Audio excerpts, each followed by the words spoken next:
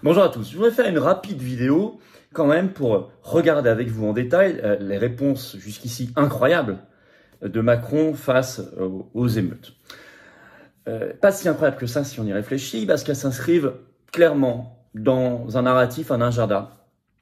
Et vous allez voir, j'ai mis cette formule sur Twitter, mais je pense qu'elle résume tout. Le gouvernement gère le début des émeutes comme il gérait le début du Covid, et ça n'est pas rassurant. Sauf que c'est visible, c'est, j'ai envie de dire, ouvert. C'est visible pour tout le monde, pour qui a des yeux. On comprend ce qui se passe. À quel jeu joue Macron? On va décrypter cela dans cette vidéo. On va regarder d'ailleurs ce qu'il devrait faire, très concrètement. Et on va revenir sur certains éléments de tout cela. On va se fixer sur ce qui a été dit là ces dernières heures, très concrètement. Bien sûr, j'en ai parlé aussi de ces émeutes dans les précédentes vidéos, la vidéo d'hier et la vidéo du direct de ce vendredi. N'hésitez pas à aller voir. On a parlé d'autres sujets, bien évidemment, dans ce direct et j'ai pris vos questions par ailleurs.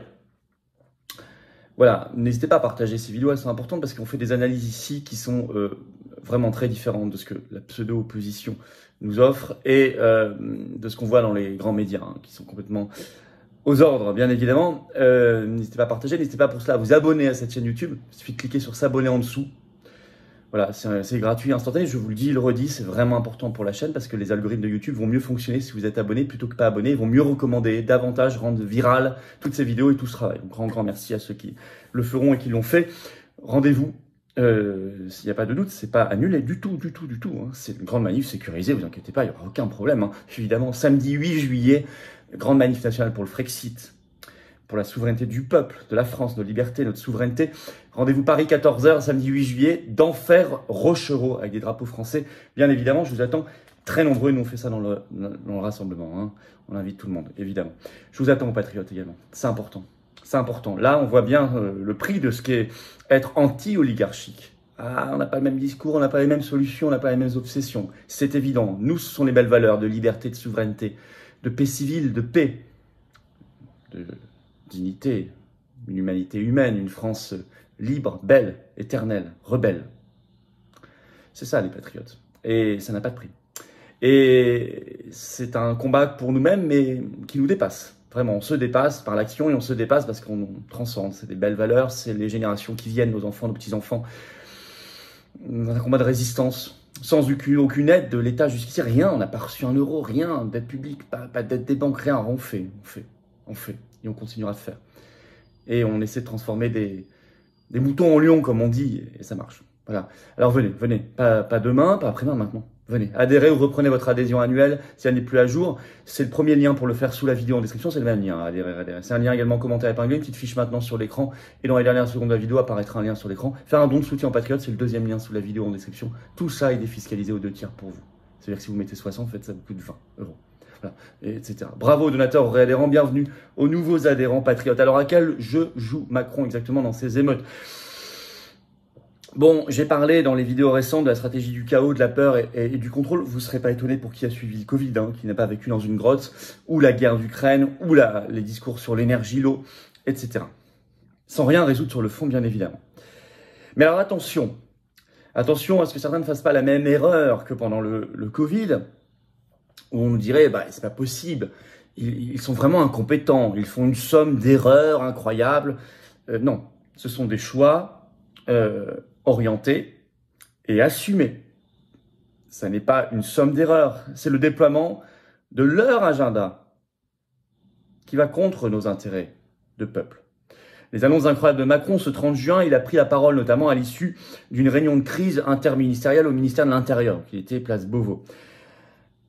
Et je disais, ça ressemble beaucoup au début du Covid. Bah, première annonce, annulation des événements festifs. Des rassemblements, je cite, hein. Alors tout ça, on se dit que ça a bien un rapport avec les émeutes. On voit pas très bien le rapport, parce que les exemples qui sont donnés sont des concerts qui sont annulés. Le grand concert de Mylène Farmer, par exemple, il y en a d'autres, mais celui-là a fait beaucoup parler. Des festivals. Souvenez-vous, hein, juillet 2020, le début du Covid, qu'est-ce qu'on a annulé? Concerts, festivals, rassemblements, événements festifs, parce que ça entretient plus de peur, ça crée du stress, ça crée une ambiance. France Info, le 30 juin, sort un article en disant, je cite, « Dans certaines académies, les fêtes d'école et kermesses de fin d'année sont annulées. » mais également des sorties scolaires de fin d'année. Honnêtement, le rapport entre des émeutes, le soir, la nuit, des sorties scolaires pour des gamins, il est assez tiré par les cheveux, hein. Bon, mais ça crée une ambiance. Deuxièmement, alors ça c'est leur obsession, la guerre contre les réseaux sociaux. Mais ça c'est une vieille obsession. Dès qu'il y a une crise, entre guillemets, Covid, Ukraine, tous les sujets, gilets jaunes déjà à l'époque, c'est la faute aux réseaux sociaux et il faut donc en profiter pour mieux contrôler et censurer les réseaux sociaux. Alors, ils y vont tous de leur petit couplet. Je cite donc ce qu'a dit Macron hein, le 30 juin, à l'issue de cette cellule de crise, je cite « Les réseaux sociaux jouent un rôle considérable dans les mouvements des derniers jours ». Ils avaient le même type de phrase lorsqu'ils voulaient accuser les anti-vax, par exemple, comme ils disent, ou la Russie. Ainsi, ce 30 juin au soir, il y a eu une réunion avec les plateformes et deux ministres, le ministre de l'Intérieur, Gérald Darmanin, et le ministre en charge du numérique, Jean-Noël Barrot. Mais on le connaît, Jean-Noël Barrot. C'est lui qui, ça fait beaucoup de bruit, le 29 mai dernier, avait annoncé que Twitter pourrait être interdit en France et en Europe. On ne parlait pas des émeutes à l'époque, ça n'avait rien à voir. Hein. C'est simplement parce que ça colportait trop de fausses informations, de complotisme. Bon, bah là, ils en profitent, ils surfent. Bon, la presse belge, par exemple, ne s'y trompe pas. Vous avez un site belge qui est assez connu de presse, hein, ln24.be, qui le 30 juin sort un article « Émeute de points, les réseaux sociaux dans le viseur de Macron ». Mais il ne s'arrête pas aux réseaux sociaux, il va sur les jeux vidéo. Ça a surpris d'ailleurs. Je cite Macron, toujours ce 30 juin. « On a le sentiment parfois, dit-il, que certains d'entre eux, on parle des émeutiers, vivent dans la rue les jeux vidéo qui les ont intoxiqués. » Là aussi, c'est une obsession qui ressortent régulièrement sous différents prétextes. Alors, est-ce qu'on va vers un couvre-feu national ou très étendu, un état d'urgence, peut-être derrière l'état de siège, article 36 de la Constitution, voire les pleins pouvoirs, article 16. Écoutez, en tout cas, ça irait bien avec le reste, hein, ça a la même coloration, tonalité. Et on sait bien que c'est sans fin derrière cela. L'état d'urgence sanitaire a duré 3 ans en France, quasiment. Alors, Le Monde, le 30 juin, sort un papier là-dessus en disant que c'était exclu au départ par le gouvernement, mais maintenant, non. Alors, il cite Elisabeth Borne, Premier ministre, qui déclare « Toutes les hypothèses seront examinées sur l'état d'urgence ». Et on a eu les prémices concrètes par Darmanin, qui annonce ce 30 juin que dans toute la France, à partir de 21h, là c'est maintenant, ça y est, c'est appliqué, tous les tramways, tous les bus de France sont annulés. Ça ressemble quand même... D'ailleurs, le couvre-feu, le premier couvre-feu du Covid, c'était à 21h aussi. Hein. Ça a quand même une coloration de couvre-feu, déjà. Alors, ira-t-on vers un confinement de sécurité? Mais vous savez, rien n'est impossible. Voilà, je voulais vous parler de ça. Alors, moi, je n'aurais pas cette réponse-là. Je veux dire, le but, c'est pas de se jeter dans la gueule du Macron, comme on dirait, que tout le monde soit victime, y compris les 67 millions de Français qui n'ont rien à voir avec ces émeutes. Non. On veut parler d'ordre public, moi je dis qu'il faut cibler les parents. Les grands démissionnaires, les grands absents, sont les pères et les mères. Enfin, pas tous, pas tous. Non, pas tous. Il y a des articles, il y a des témoignages, on voit des parents qui jouent leur rôle, serrent la vis, qui empêchent leurs gamins de dériver, qui les maintiennent à la maison le soir ou dans l'appartement. Mère, dans le Parisien, ce 1er juillet, qui dit « Moi, mon fils, il y a 13 ans, il est séquestré à l'appartement. Elle vit dans une cité. » Bon, elle a bien raison. Je veux dire, faire attention. Alors, vous pouvez cibler par exemple les allocs. Ah oui, mais écoutez, elles ne sont pas données gratuitement comme ça. C'est en échange d'être responsable comme parent. C'est quand même la moindre des choses. Et là, vous verrez, ce sera immédiatement efficace. Immédiatement efficace. C'est ça, responsabiliser les parents s'ils ne comprennent pas. Ça veut dire aussi que si vous avez des gens qui sont dans ces émeutes, qui ont cassé, qui ont tabassé, qui ont fait du mal, et qui sont étrangers, moi je suis désolé, hein, on a un principe d'hospitalité qui a des limites. Hein. Ils n'ont rien à faire en France. Et n'importe quel pays vous dirait, dans le monde, vous dirait la même chose. Puis ils retournent là-bas. C'est comme ça. Et s'il y a une double nationalité, on peut procéder, notamment s'il y a récidive, à la déchéance de nationalité. Désolé. Hein. Ça c'est clair.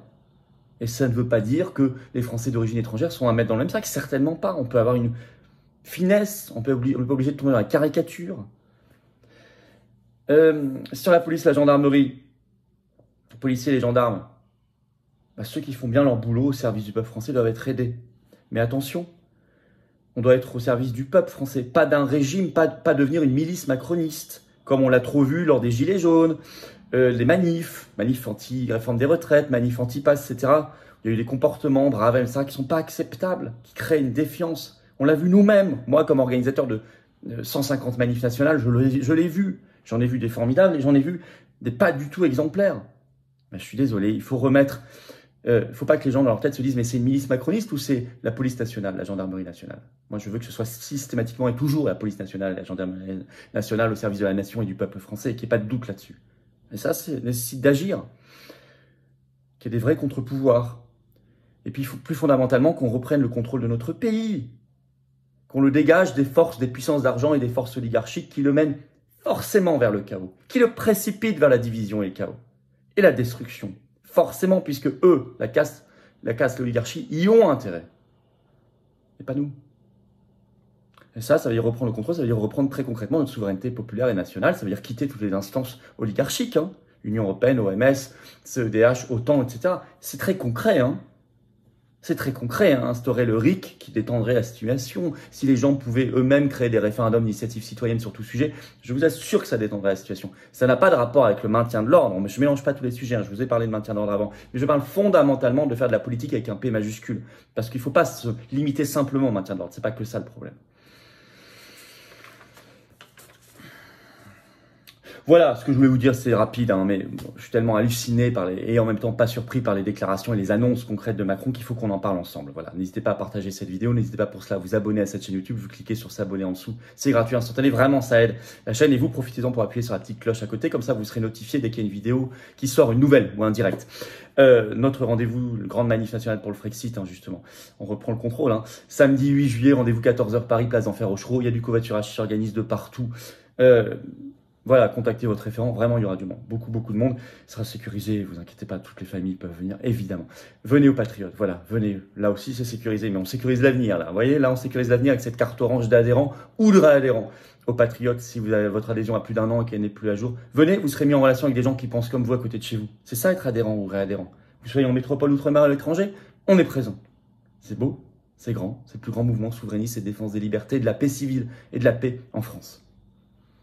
Anti-oligarchique. Vous pouvez également faire un don de soutien aux Patriotes parce qu'on a pas reçu un centime d'aide publique jusqu'ici. Or, on fait des actions et ça coûte une fortune. Manif du 8 juillet, ça va être 10 000 € à peu près. Ah bah oui, mais voilà. Tout ça, c'est défiscalisé aux 2 tiers pour vous. L'adhésion, don. Vous mettez 60, ça vous coûte 20. Vous mettez 600, ça vous coûte 200. Vous mettez 10, ça vous coûte 3,3. Et c'est ça, les 2 tiers de défiscalisation. C'est beau. En plus, nous avons toujours des avantages pour des dons qui dépassent des montants ou des adhésions, réadhésions. Allez vous balader sur notre site, vous verrez tout ça. Avantage maison. Allez, comment on fait? Adhésion, réadhésion, c'est le premier lien sous la vidéo en description. C'est un lien en commentaire épinglé. Dans quelques secondes, apparaît un lien sur l'écran. Vous choisissez. Faire un don de soutien aux Patriotes, c'est le deuxième lien sous la vidéo en description. Bravo aux donateurs, aux réadhérents. Bienvenue aux nouveaux adhérents Patriotes. Vive la France!